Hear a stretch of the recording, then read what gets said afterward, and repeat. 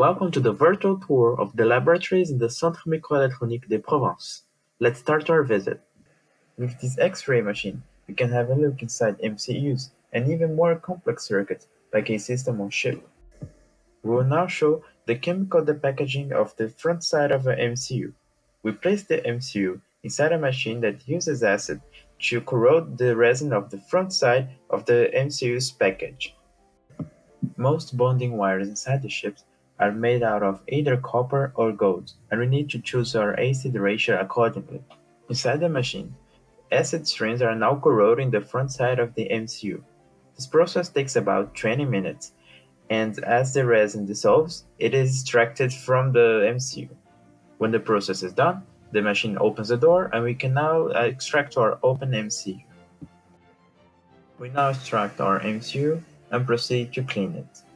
First, we remove all the excess acid and resin that are still present in our chip. We also make sure that the bonding wires are still intact. If you use the wrong acid, the bonding wires will be destroyed and the chip will be rendered useless.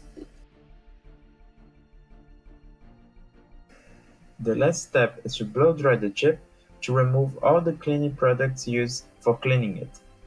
We can see the bonding wires starting to appear, meaning that we didn't damage this chip.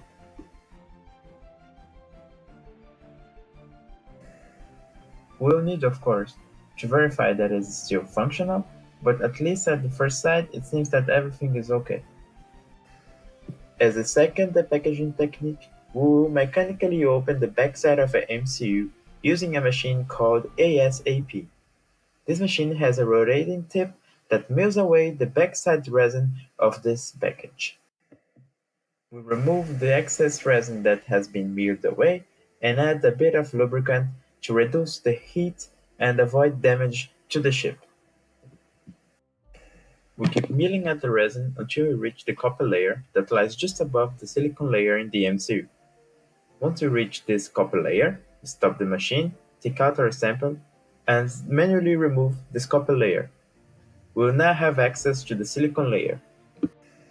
Voila, our results. We can see the scratched copper layer and also the silicon layer that lies just beneath it.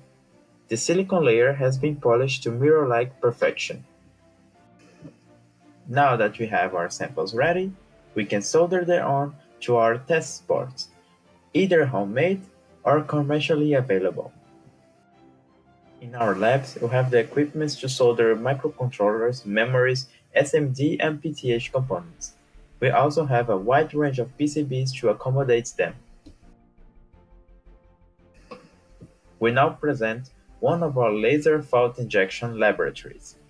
This laboratory has an Alfanov-made laser bank containing a double laser spot for laser injection.